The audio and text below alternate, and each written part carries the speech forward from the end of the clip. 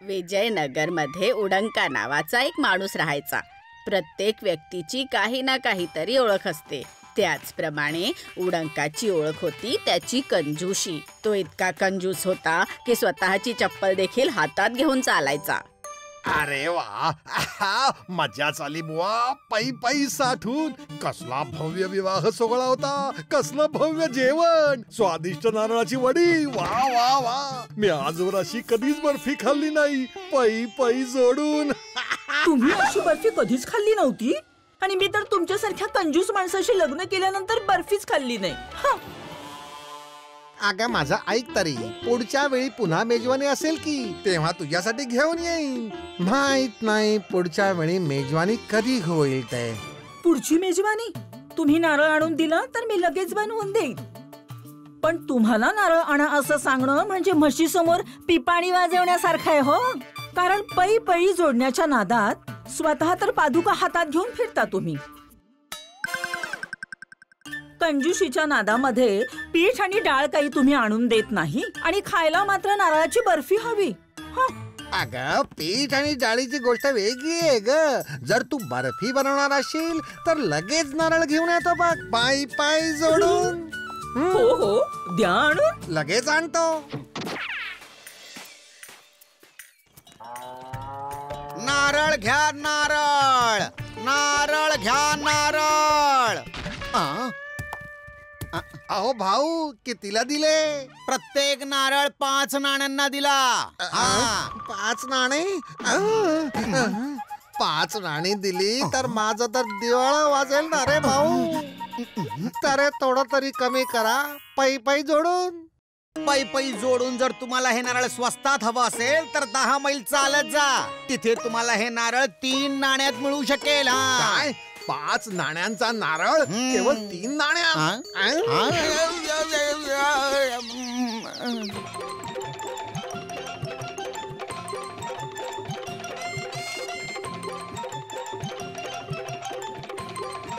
अरे माझा मी घाम का वाया घालवू? कधी ना कधी उपयोगी पडेलच की. उडंका दुसऱ्या नारळ विकणाऱ्याकडे जाऊन पोहोचतो आणि त्याची हाव अजूनच वाढते. 3 नाण्यांचं नारळ जर तुम्हाला 2 नाण्यात हवं असेल तर 10 मैल पुढे जा. अरे पैसे वाचवण्यासाठी तर मी जगाच्या कुठल्याही कोपऱ्यापर्यंत जाऊ शकतो.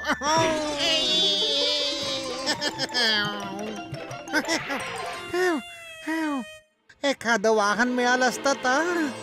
अरे वा, मिळालं.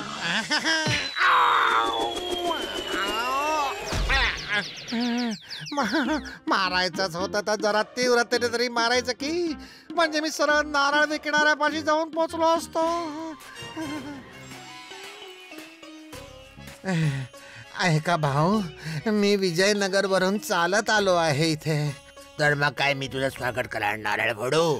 शक्य असेल तर तुम्हीच फोडा की. नारळाचा साल आणि पाणी तुमचं, फक्त खोबरं मला द्या पै पै जोडून.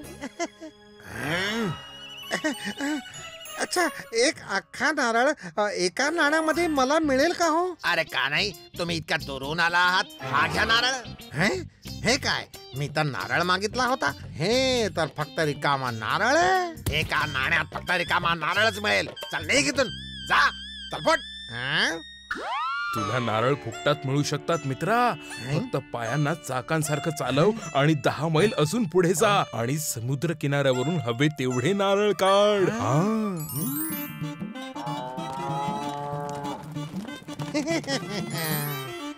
अरे वा वा.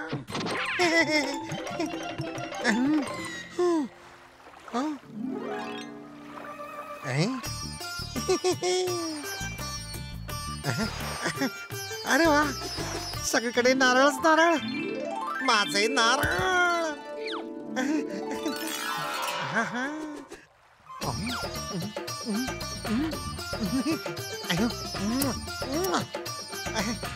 अरे अरे तू ना. अरे हे काय होत आहे? अरे वाचवा, अरे कोणतरी वाचवा रे मला, मी लटकलोय. कोणी ऐका, कोणी ऐका, पाय पाय जोडू. अरे हे कसं काय झालं? कसं आणि काय ते नंतर सांगतो. तू माझी खाली उतरायला मदत तरी कर. मी कशी काय मदत करू शकतो? अरे स्वतः हत्तीवर बसलायस तरी थोडस डोकं नाही का चालवता येत तुला? पायी जोडू. हत्तीवर उभा राहा आणि माझ्या पायांना पकड, मग मी उतरेन. ठीक आहे? हो, हे सगळं करायला तर खूप वेळ लागेल आणि मी थोड्याशा घाईतच आहे. मात्र हो, जर तू मला 100 नाणी दिलीस तर मग मी विचार करू शकतो. 100 नाणी? मी पायी वाचवण्यासाठी इथवर आलो आणि तुला मी खाली उतरण्यासाठी 100 नाणी देऊ म्हणतोयस? अहो नाही, कसलीच घाई नाही. तुम्ही शांतपणे लटकत व्यवस्थित विचार करा. मी आपला चाललो. अरे थांब मित्र, थांब. मी अवश्य देईन. तू फक्त मला खाली उतरव रे बाबा. चल माझ्या अप्पू. शाबास. अरे पाय तरी खाली घे ना.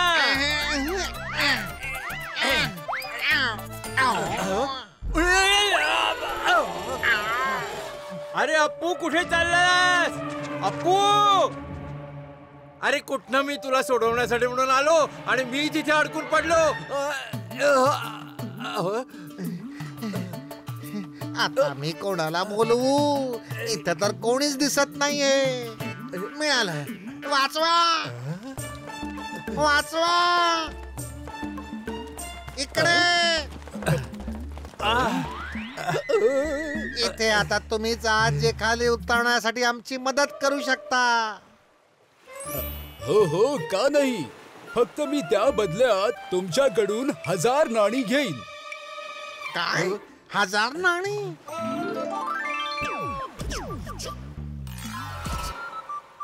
तुला माहिती तरी आहे का? मी पायी जोडून 1000 नाण्यांच्या बदल्यात 1000 नारळ विकत घेऊ शकतो. हो, आणि मला हे देखील माहित आहे की 1000 नाणी नाही दिली तर तुम्हा दोघांच्या हाडांचे 1000 तुकडे होऊ शकतात. मी तर चाललो बाबा. अच्छा, बरोबर, ठीक आहे. मी देईन.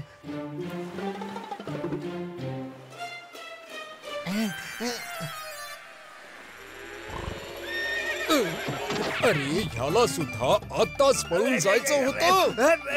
अरे माझे हात निसटत चाललेत. तू हात सोडू नकोस. तू हात सोडलास तर आपण सगळेच पडू. माझा हात गेलो कामातून. माझी नाणी. अगं ऐकतेस का?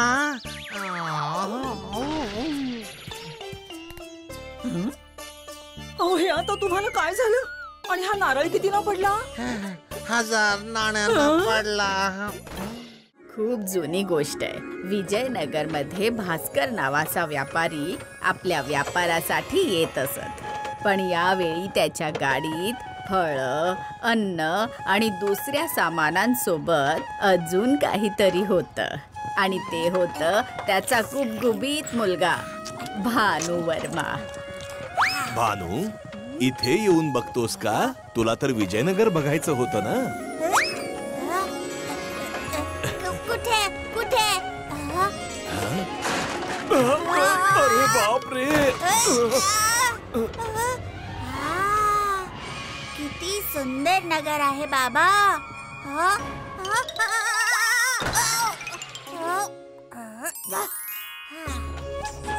काय, कसे आहात काका? खूप छान भास्कर बाळा. बाळा, हा उपहार चिरोंजी काकांना देऊन ये बरं. जा. बरं. काका.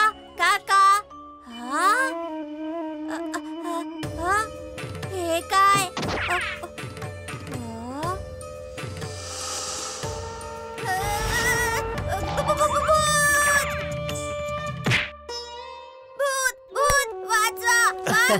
मी तर सांगायलाच विसरले. भास्करचा मित्र चिरोंजी रुई, कापूस आणि लोकरीचा व्यापारी होता.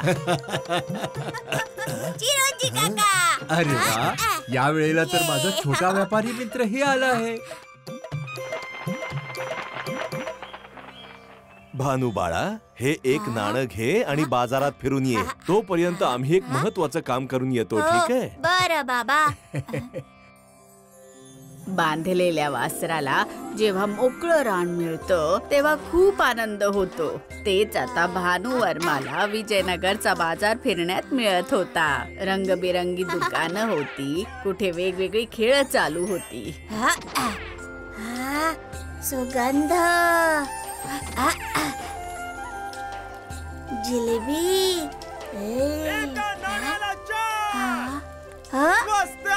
मस्त घेऊन जा, घेऊन जा.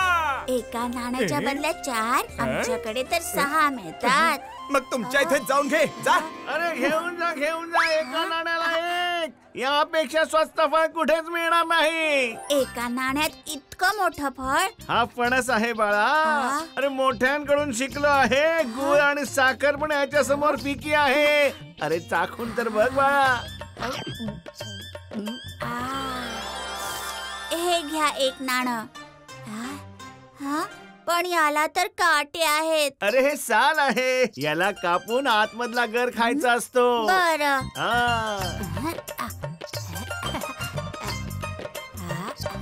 व्यापारी वडिलांचा व्यापारी मुलगा आहे. एका नाण्यात एवढं मोठं फळ घेऊन आलोय. बाबा तर खुश होतील. अरे काटे टोचले.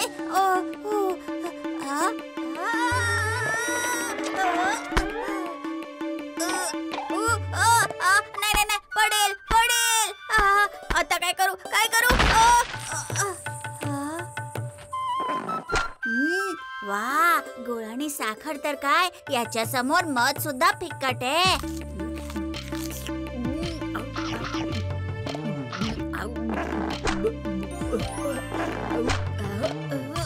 हे गोड तर आहे पण खूपच चिकट आहे.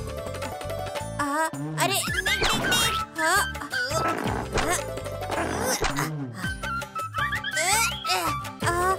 अरे हे तर कपड्यांना सुद्धा चिकटतंय.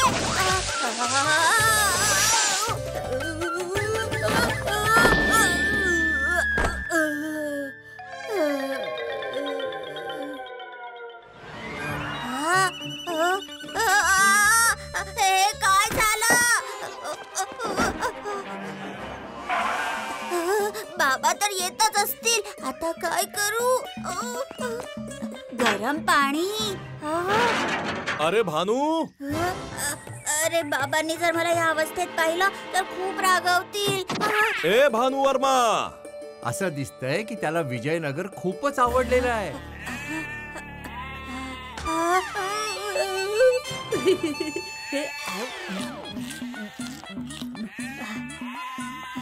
जोपर्यंत आपण राजमहालातून परत येऊ तोपर्यंत तोही परत येईल. तर मग चल, हातपाय धुवून निघूया आपण.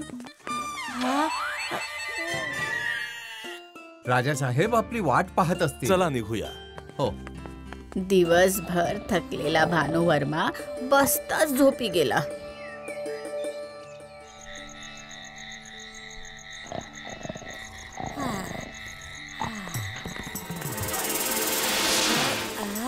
चुंगी, असं वाटतं इथे कोणीच नाहीये रे. चोर आले.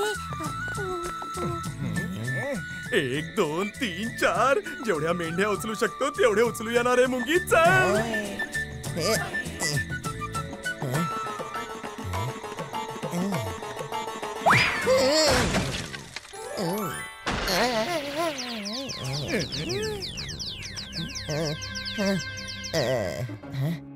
मुंगी बघ, किती भरलेली आणि गुबगुबीत मेंढी आहे.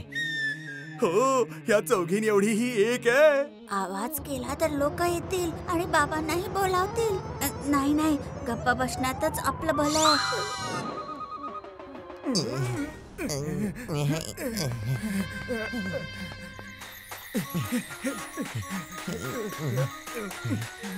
चुंगी बघ तरी. अरे अंधारात मेंढी समजून छोटा हत्ती तर उचलून आणला नाही ना. कंबर मोडली आहे याच्यामुळे.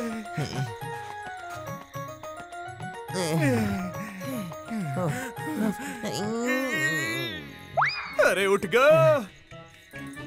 मुंगी, बहुतेक मेंढी थकली आहे. बघ ना किती शांतपणे झोपली आहे ती.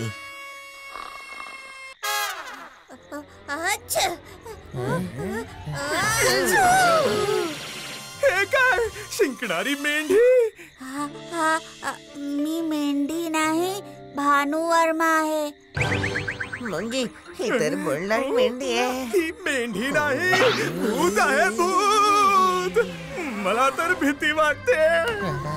मला सुद्धा. मी भूत आहे.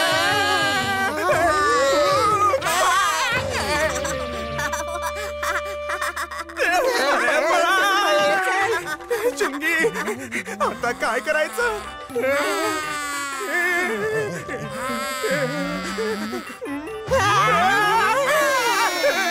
अरे कुठे पळताय? मला भेटायचं नाहीये का? अरे भेटून तरी जा. अरे हा तर माझ्या भानूचा आवाज आहे. भानू वर्मा, अरे ही काय अवस्था केलीयस? अहो बाबा, तुम्ही मी काही नाही केलंय. हे सगळं कपटी फणसाने केलंय. जर हाताला तेल लावलं असतं तर फणसाचा चिक चिकटला नसता. पण काही हरकत नाही, शिकवण तर मिळाली. यात काय आहे बाबा? बाळा, हा राजा विद्याधरजींनी उपहार दिलाय आपल्याला. बघू याच्यात काय आहे. हो, इथे सुद्धा कपटी फणस. मला कोणत्याही संकटात नाही पडायचंय. If you like this video, subscribe to our channel Murthy Media.